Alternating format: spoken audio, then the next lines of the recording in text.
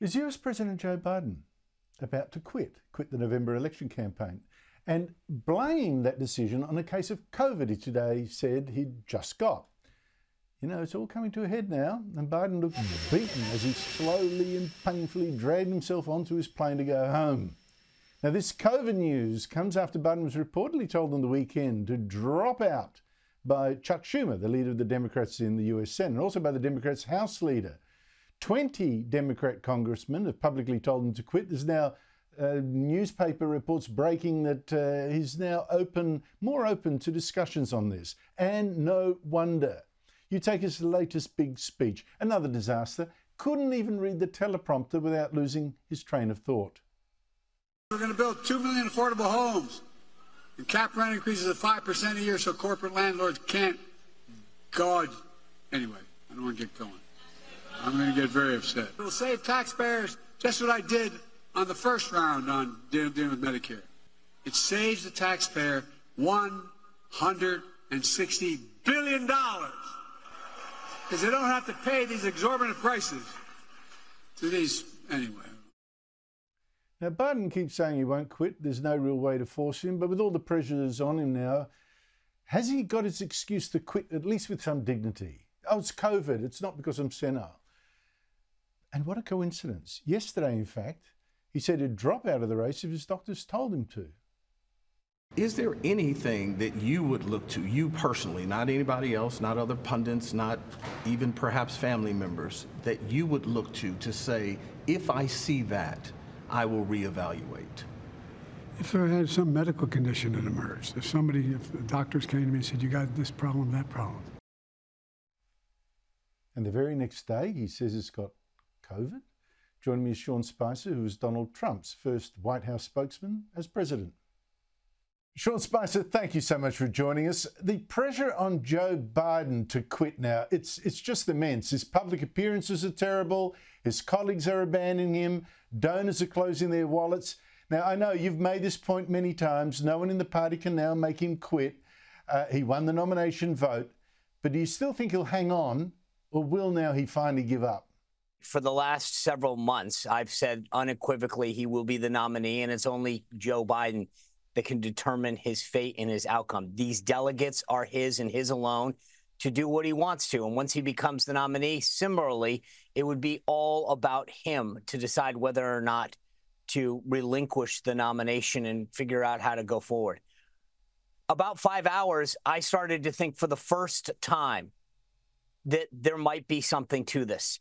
He had given an interview within the past, 72 hours where he said, well, if there was a medical condition, then, maybe I would do something. And lo and behold, he gets diagnosed with COVID and says he's going to Delaware to recuperate.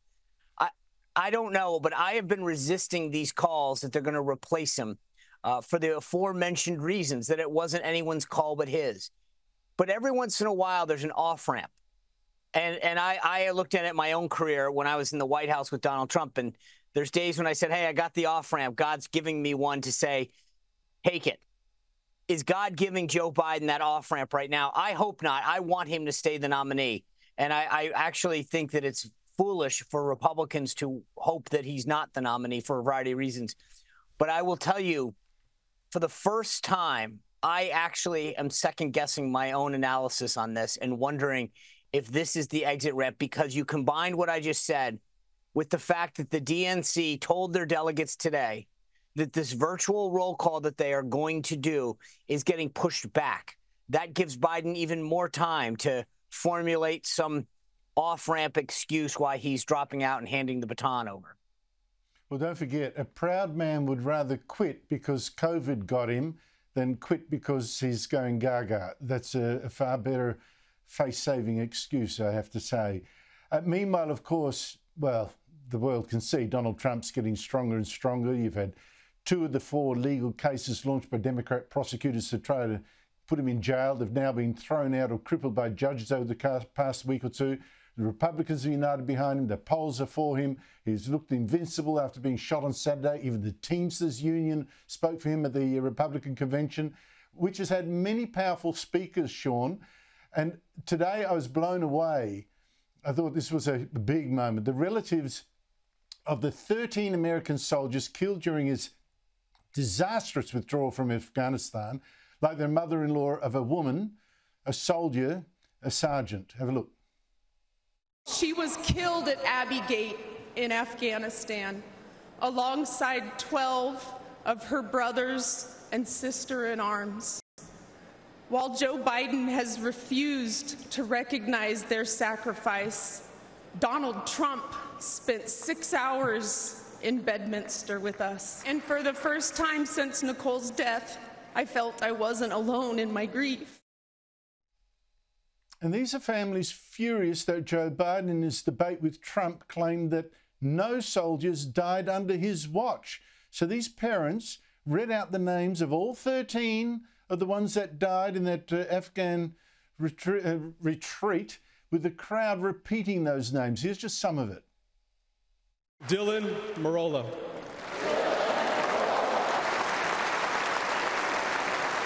Kareem Nakui. Dagan Page.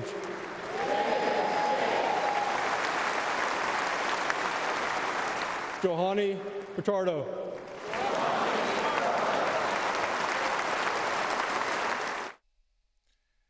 That is a very powerful moment, Sean. Where is this election campaign now headed when you've got that kind of momentum there, that kind of emotion? This was a reminder. Not only did he forget the names of those individuals and that they had died on his watch during the debate, but I think it's a reminder of his policies, of how he treats other people.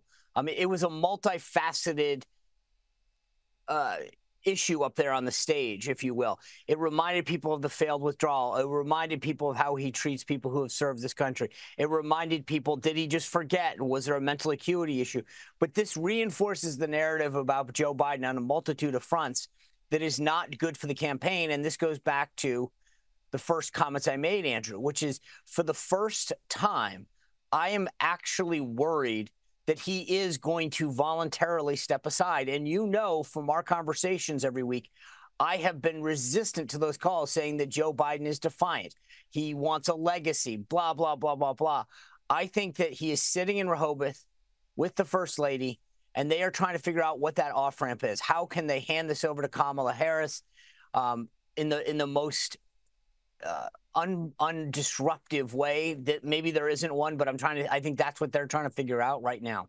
I think that's absolutely right. Although I put first on that list, how can they do it with dignity for Joe Biden? The dignity thing, I think, comes first. Donald Trump has picked as his vice president Senator J.D. Vance, author of the Hillbilly Elegy, about his really tough background. He spoke today at the Republican conference, and I think it didn't get much applause, this line, didn't get much applause, but I think it really summed up where he is focused, where, in fact, I think the whole Republican conference is focused, or the Donald Trump campaign is focused. Have a listen. Things did not work out well for a lot of kids I grew up with. Every now and then, I will get a call from a relative back home who asks, "Did you know so-and-so?" And I'll remember a face from years ago, and then I'll hear, "They died of an overdose." As always, America's ruling class wrote the checks. Communities like mine paid the price. For decades, that divide between the few with their power and comfort in Washington and the rest of us only widened. From Iraq to Afghanistan, from the financial crisis to the Great Recession, from open borders to stagnating wages, the people who govern this country have failed and failed again. What do you make of where J.D. Vance is, what he's saying about the campaign and what he brings to the ticket? You know, he's very reminiscent of the 2016 theme that Donald Trump brought to the table, which is the forgotten men and women. He talked tonight about his story growing up in Appalachia, dirt poor with a broken family, the rags to riches American story that we all love to hear and talk about here in America. And I think it was a reminder to everyone out there in this country that says, I've been forgotten by Washington politicians, by our government. This is a guy who knows how to champion it. He's walked in my shoes. He's lived my experiences. I want to be with him. So you've got Donald Trump on one end of the spectrum, who is the builder, the restaurateur, the casino magnate, the television star, who understands the blue-collar workers that are the backbone of America. But then you've got J.D. Vance, who tonight through the comments is basically saying, I've lived that. I know what it's like to be dirt poor. I know what it's like to, enlist in the Marine Corps, to get the GI Bill, to afford to go to college. He lives that experience. And through very different paths, Andrew, Donald Trump and J.D. Vance have ended up at the same place in terms of the policies that they're proposing to advance this country forward. I think it's a fascinating trajectory there that you describe, Sean. And I don't know, I think it's going to convince a lot of doubters, people in the middle. We shall see. Sean Spicer, thank you so much for your time and your insights. You bet, Andrew. Thank you.